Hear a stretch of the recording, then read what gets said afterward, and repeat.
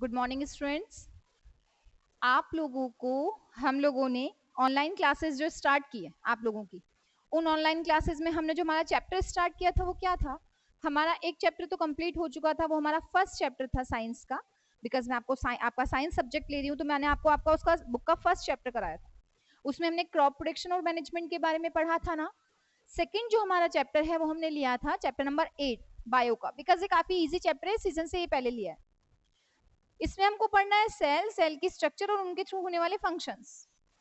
तो कल जो हमारे टॉपिक कंप्लीट हुए थे लेक्चर में वो क्या था? मेन पॉइंट्स थे सेल क्या है। तो सेल के बारे में बच्चों हमने क्या पढ़ा था? सेल के बारे में हमने पढ़ा था कि ये क्या है, एक स्ट्रक्चरल और कौन सी यूनिट है? फंक्शनल यूनिट है। कौन सी? स्ट्रक्चरल और फंक्शनल यूनिट। ठीक है। फिर हमने क्या पढ़ा था कि सेल से रिलेटेड थ्योरी दी गई थी, वो किसने दी थी? श्लाइडर एंड श्वान ने। श्लाइडर एंड श्वान ने कितने पॉइंट्स दिए थे? 3 to 4 पॉइंट्स दिए थे। और उसके बाद में कौन आया था? विर्चो। इसने भी 2 पॉइंट ऐड कर दिए थे, तो लगभग 5 to 6 पॉइंट्स थे सेल थ्योरी के। शेप और साइज, डिफरेंट डिफरेंट शेप्स की हो सकती है, गोल हो सकती है, स्पाइरल शेप की हो सकती है, कॉमा शेप की हो सकती है, स्क्वायर हो सकती है, कैसी भी हो सकती है। और साइज जो थी उसमें मैंने 3 एग्जांपल दिए थे, लार्जेस्ट का, लॉन्गेस्ट का और स्मॉलेस्ट का। ठीक है। इसके बाद में आता है सेल जो है उसको अगर डिफाइन करना है तो क्या क्या पॉइंट डिफाइन किए थे हमने सबसे पहले आउटर कवरिंग को डिफाइन किया था, इंटरनल जितना भी जेली स्ट्रक्चर फिल हुआ हुआ है उसको किया था, और उसके बाद में हमने किसको किया था डिफाइन? न्यूक्लियस को किया था। अब है कि अगर ये तीनों, ये सारा कंप्लीट हो गया तो मैम अब सेल में क्या है? आपने हमको सेल डिफाइन कर दी है। सेल जो है वो बहुत सारे इंटरनल जो उसमें ऑर्गेनेल्स होते हैं उनको भी कैरी कर। मैम ऑर्गेनेल्स की ऑर्गन बॉडी पे जो प्रेजेंट है, हाथ, आंख, नाक, मुंह, ये सब तो क्या है? ऑर्गन है। क्या है? ऑर्गन। बट जो एक सिंगल सेल कैरी करती है, हर सेल जो कि बाद में जाकर के पूरी बॉडी बनाएगी, तो जो बॉडी पे प्रेजेंट है वो तो क्या है बेटा? ऑर्गन है। क्या है? ऑर्गन। जबकि जो सेल है वो जिनको कैरी कर रही है वो क्या है? ऑर्गेनल्स। क्या है? ऑर्गेनल्स। समझे आप लोग? तो ऑर्गेनल्स का मतलब क्या हुआ? ऑर्गेनल्स का मतलब हुआ कि कोई भी सेल जो होगी वो इंटरनली जितने भी कंपोनेंट्स को कैरी करती है, लाइक माइटोकॉन्ड्रिया पढ़ेंगे हम लोग, राइबोसोम्स, लाइसोसोम्स, कुछ भी, जो भी चीज सेल के इस साइटोप्लाज्म में प्रेजेंट होगी। एक सेल के ये साइटोप्लाज्म है, इस साइटोप्लाज्म में जो सेल प्रेजेंट होगा वो जो पार्ट प्रेजेंट होगा वो पार्ट क्या कहलाएगा? क्या कहलाएगा बच्चों? वो सारी चीजें कहलाएंगी सेल ऑर्गेनेल्स। तो जो आज हमारा लेक्चर स्टार्ट हो रहा है वो किससे रिलेटेड होगा? सेल ऑर्गेनेल से रिलेटेड। बट सेल ऑर्गेनेल से रिलेटेड पहले मैं आपको एक पॉइंट बताना चाहूंगी, बिकॉज जब हम आगे जाकर के इसमें डिफरेंसेस पढ़ेंगे सेल्स में, तो हमको एक सेल का डिफरेंस आना जरूरी है। समझे आप? हमको एक सेल का डिफरेंस आना जरूरी है, वो है prokaryotic and eukaryotic. Cairo carry करते हैं ना, उस तरीके से कैरियोटिक। एक में प्रो लगाना है, लाइक ब्रो, तो प्रो लगाना है, और एक में यू लगाना है। यू सिंगल अल्फाबेट नहीं है, इट्स ई यू, यू। तो प्रोकैरियोटिक और यूकैरियोटिक सेल, मैम ये क्या होते हैं? सेल समझ में आ गया है, थ्योरी समझ में आ गई, शेप एंड साइज समझ में आ गई है। तो जो सेल होती है ना, दो तरीके की हो सकती है। किन के बेसिस पे? उनमें प्रेजेंट ऑर्गेनेल्स में जो डिफरेंसेस हैं उनकी साइज शेप्स में, उनके बेसिस पे। तो प्रो और यूकैरियोटिक सेल्स क्या है? जो हमारी प्रो और यूकैरियोटिक सेल्स हैं, prokaryotic, and the second one is eukaryotic.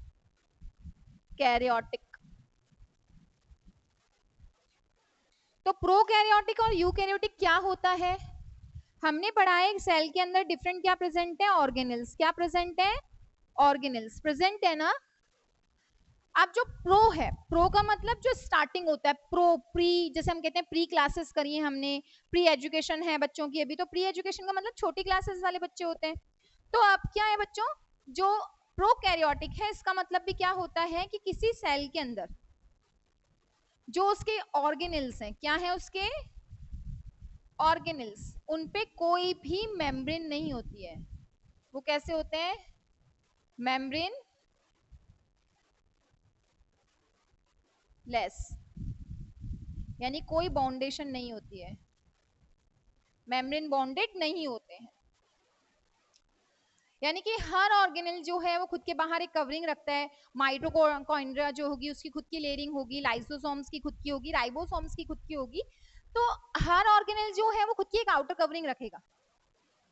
But जो ऑर्गेनेल्स है अगर उनके बाहर कोई आउटर कवरिंग ही नहीं है, यानी उनका कोई मेम्ब्रेन नहीं है, वो मेम्ब्रेन लेस है, मेम्ब्रेन बाउंडेड नहीं है, तो वो सेल्स जिनके अंदर ऑर्गेनेल्स के ऊपर कोई लेयरिंग या सरफेस या मेम्ब्रेन नहीं होती है, और जिनके अंदर जिन सेल्स का न्यूक्लियस जो होता है, क्या होता है, जो न्यूक्लियस होता है वो क्या नहीं होता, वेल डेवलप्ड नहीं होता है, अच्छे से दिखाई नहीं देता है, नॉट वेल डेवलप्ड।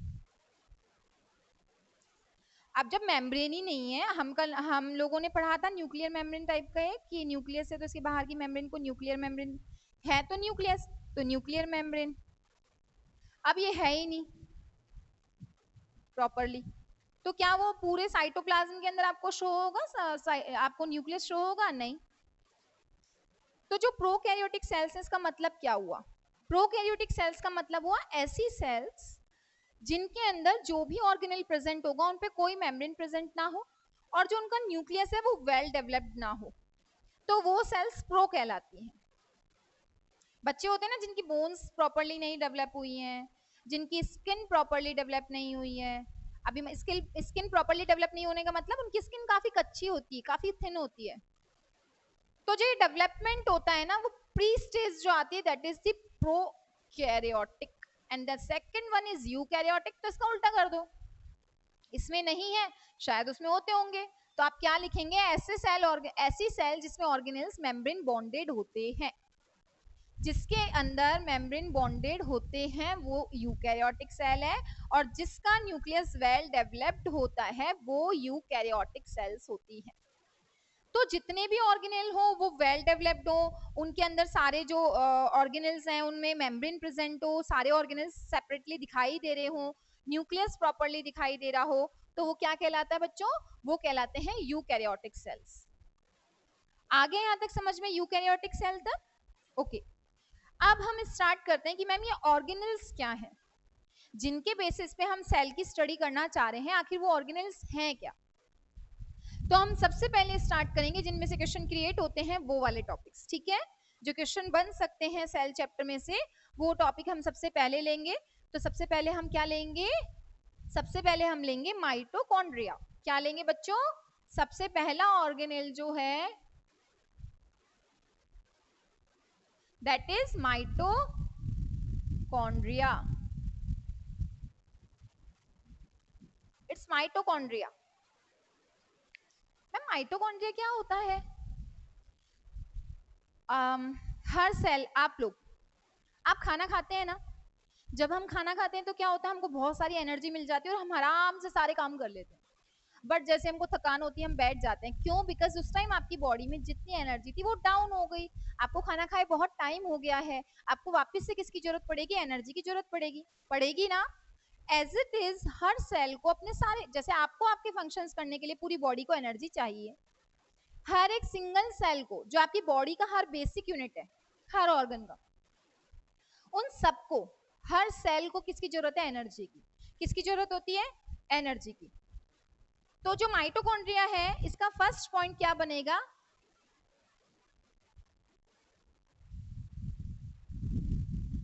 ये कैसी स्ट्रक्चर होती है, शू लाइक स्ट्रक्चर, जूते का जैसा दिखाई देता है, चप्पल या जूते के जैसा।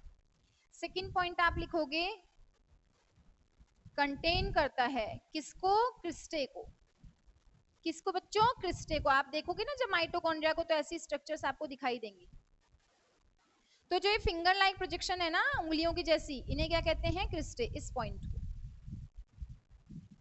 थर्ड पॉइंट, स्टोर करता है, स्टोर एनर्जी, एनर्जी को स्टोर रखता है mitochondria. Store energy in the form of, किस फॉर्म में, in the form of ATP. ये 1/4 मार्क का क्वेश्चन क्रिएट हो सकता है कि एटीपी की फुल फॉर्म लिखिए। हमारी बॉडी में एनर्जी की एक फॉर्म है एटीपी, एनर्जी की फॉर्म डिफरेंट डिफरेंट सोर्सेज से एनर्जी आ रही है, डिफरेंट डिफरेंट फॉर्म्स में आती है। एटीपी भी एक फॉर्म है। तो एटीपी का फुल फॉर्म क्या है? जो हमारी हर सेल के अंदर माइटोकॉन्ड्रिया डबल मेम्ब्रेन स्ट्रक्चर, जो शू लाइक स्ट्रक्चर होती है, इनमें क्रिस्टे होते हैं और इनका काम होता है स्टोर करना एनर्जी को in the form of ATP. तो ए की फुल फॉर्म क्या होती है? एडेनोसिन। क्या होती है बच्चों? एडेनोसिन। टी की क्या होती है? ट्राई। और पी की क्या होती है?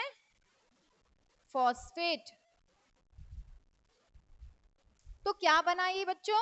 ये बना adenosine triphosphate, ATP, adenosine triphosphate. ये है क्या? ये एक एनर्जी की फॉर्म है जो माइटोकॉन्ड्रिया स्टोर रखता है। जब भी सेल को जरूरत पड़ेगी एनर्जी की तो वो किससे लेगी? माइटोकॉन्ड्रिया से। ठीक है। अब आप लोगों ने देखा है हमारे यहाँ बिजली चल जाती है तो हम फोन, जो बिल आता है वो कहाँ से आता है? पावर हाउस से। आपके यहाँ पे पावर हाउसेस बने हुए होते हैं। जो पावर हाउस है वो सप्लाई करता है एनर्जी को, करता है ना? इलेक्ट्रिसिटी भी तो एक एनर्जी है। तो वो एनर्जी हमारे घर तक कहाँ से आ रही है? पावर हाउस से आ रही है। सेल में कहाँ से आ रही है? माइटोकॉन्ड्रिया से। तो जो फोर्थ पॉइंट बनता है वो क्या बनता है? इट इज नोन एज, ये जाना जाता है, क्या जाना जाता है? It is known as power house of this cell. क्या कहलाता है ये? Power house of the cell. Because ये क्वेश्चन आ जाए, what is the reason that mitochondria known as power house of the cell? क्या रीजन है कि माइटोकॉन्ड्रिया सेल का पावर हाउस कहलाता है? आप आंसर क्या लिखेंगे?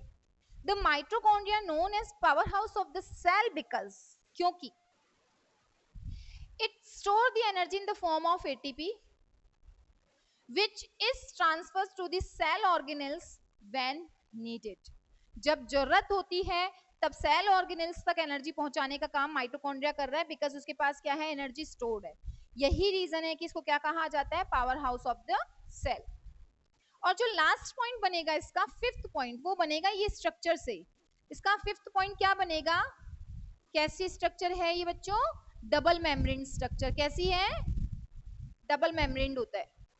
अब मैम डबल मेम्ब्रेन का मतलब, हम लोगों ने जो सेल चैप्टर स्टार्ट किया है उसमें मैंने आपको स्टार्टिंग में बताया कि किसी भी ऑर्गेनेल, किसी भी चीज आउटर सरफेस जो है ना बच्चों, वो क्या कहलाती है? मेम्ब्रेन।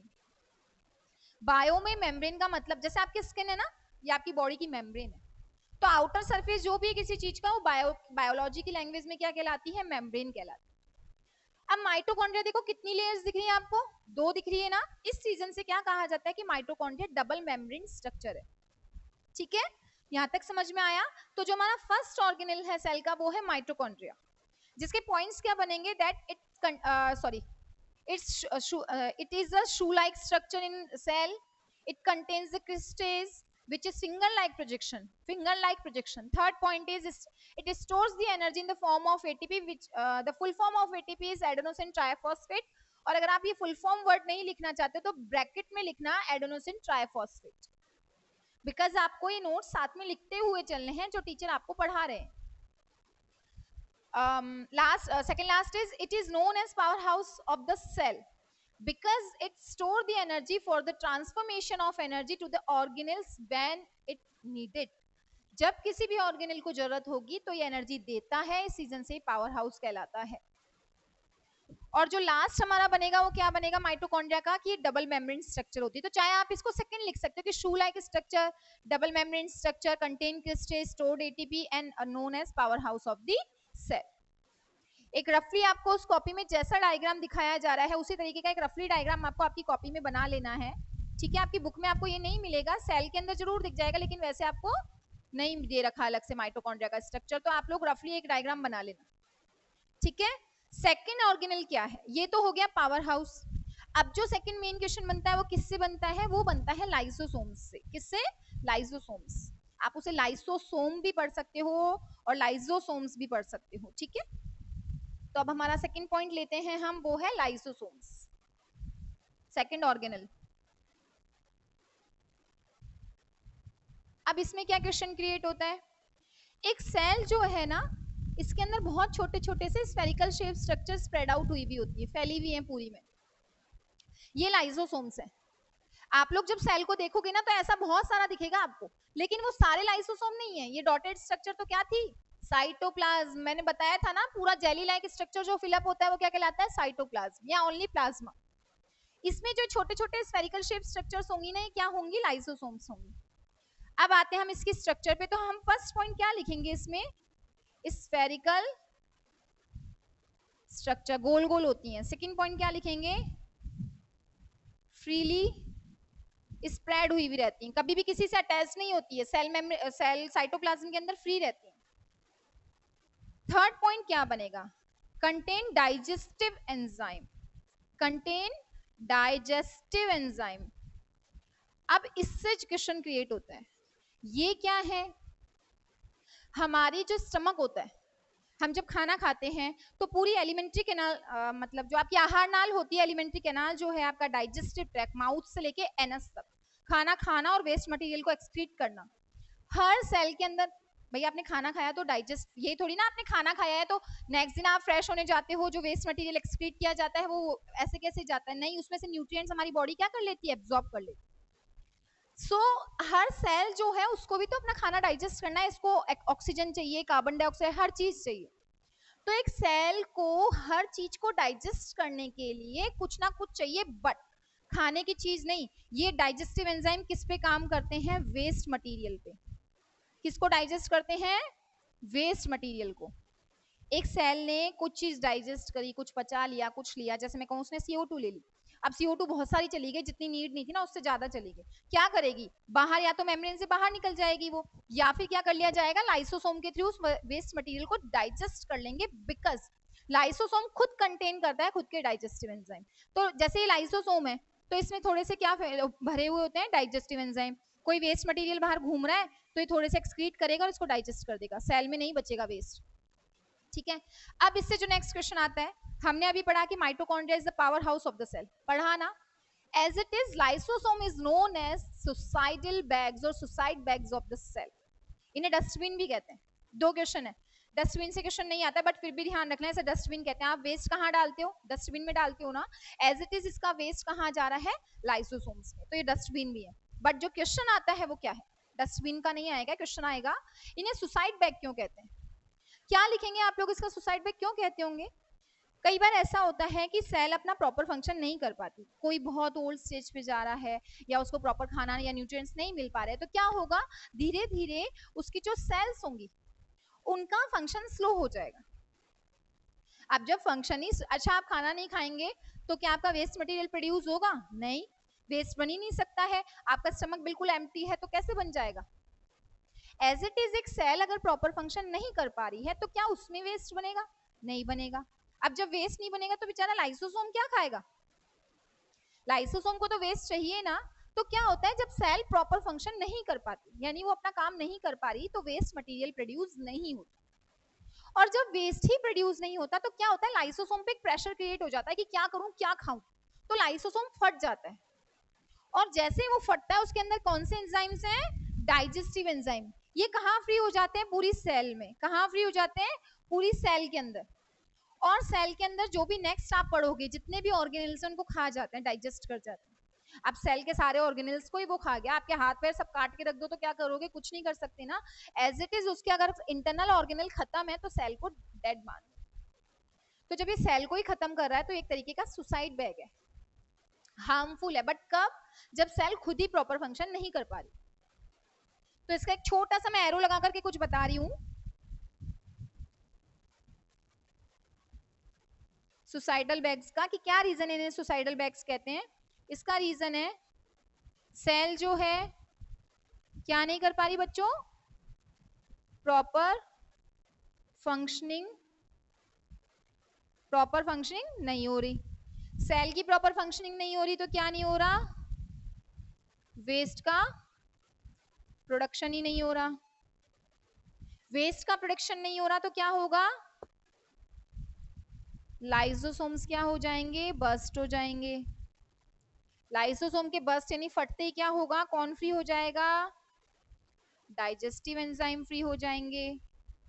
और डाइजेस्टिव एंजाइम फ्री हो जाएंगे तो किसको डाइजेस्ट कर जाएंगे, सेल के ऑर्गेनल्स को क्या कर जाएंगे, डाइजेस्ट। इस रीजन से ये क्या है, suicidal bag of the cell. तो ये हुआ लाइसोसोम के बारे में कि कुछ बहुत छोटी छोटी सी स्फेरिकल स्ट्रक्चर पूरी सेल में फ्रीली स्प्रेड रहती है, उन्हें हम लाइसोसोम कहते हैं। लाइसोसोम का काम है ये खुद के अंदर डाइजेस्टिव एंजाइम रखता है। फोर्थ पॉइंट आप बढ़ा सकते हो कि डाइजेस्ट करता है वेस्ट मटेरियल को। फिफ्थ पॉइंट आप बढ़ा सकते हो, इन्हें सुसाइडल बैग कहते हैं। और सिक्स्थ पॉइंट जो आप लिखोगे, जिसमें आप एक नोट लगाओगे, एक ब्लैक डॉट लगाओगे, वो क्या होगा, what is the reason that we call this lysosomes as suicidal bags. हम क्या रीजन है कि सुसाइडल बैग्स कहते हैं, तो आप आंसर भी लिखेंगे। Because when the cell not functioning well, the waste material not produced in the cell. जब उसकी functioning proper नहीं चल रही तो waste material produce नहीं होता है। When the waste material not produced, the lysosome get burst. lysosome फट जाते हैं। And the digestive enzymes spread into the cell to digest all the cell organelles and known as suicidal bags. Okay? तो ये हुआ हमारा second organelle cell का। अब हम लेते हैं हमारा थर्ड ऑर्गेनल। ठीक है, ये जो हमने दो टॉपिक कंप्लीट किए हैं, जो हम नेक्स्ट ऑर्गेनल्स लेंगे वो हम हमारे नेक्स्ट लेक्चर में लेंगे। ठीक है, तो इनमें जो भी क्वेश्चंस क्रिएट किए जाते हैं वो क्या क्या हैं, वो मैं आपको बोर्ड पे लिख रही हूँ।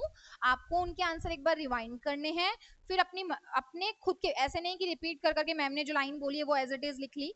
आप लोग उसे सुनो अच्छे से 2 से 3 बार। अगर आप ओरली भी कान पर लीड लगा करके उसको सुनोगे ना, तो आपको चीज लर्न हो जाएगी। ठीक है, तो जो मैं क्वेश्चंस लिख रही हूँ इसको नोट डाउन कीजिएगा आपकी कॉपी के अंदर। अब जो हमारे क्वेश्चंस क्रिएट हो रहे हैं, जो हमारा टॉपिक था उसमें क्या क्या है, व्हाट आर द ऑर्गेनल्स। एक सेल के अंदर ऑर्गेनल क्या है, तो आपको डेफिनेशन लिखना है। मैं रिपीट आंसर बोल देती हूँ। The organelles are the components or the structures which are present in this cytoplasm to do their functions. अलग अलग functions करने के लिए जो structure cell के cytoplasm में present होती है। Second, what is prokaryotic and eukaryotic cell? Membrane bonded eukaryotic, membraneless prokaryotic. Nucleus well developed eukaryotic and nucleus well developed नहीं है या not well developed, that is prokaryotic. Why the mitochondria known as powerhouse of the cell? क्या reason है कि mitochondria को power house कहते हैं? Because it contain or stores the energy of the cell to transfer it in emergency. किसी भी organelle को emergency में नीड होगी, कभी भी उसको कमी पड़ रही है एनर्जी की, तो किससे लेगा? माइटोकॉन्ड्रिया से। जैसे आपके घर में बिजली आती है। Last, what is the reason या why the lysosomes known as suicidal bags of the cell? अभी जस्ट समझाया है। ठीक है, बिकॉज ये डाइजेस्टिव एंजाइम्स को स्प्रेड आउट कर देगा अगर वेस्ट नहीं मिलेगा तो। ये चारों क्वेश्चंस के आंसर्स जो हैं ये आपकी कॉपी में कंप्लीट हो जाने चाहिए। प्लीज लेक्चर्स पढ़ने से पहले कॉपी बन जानी चाहिए, बुक सामने रहनी चाहिए, और साथ में आपको ये नोट्स प्रिपेयर करते रहने हैं क्वेश्चन आंसर्स के साथ। ठीक है, तब तक के लिए घर पे रहिए, सेफ रहिए। Thank you.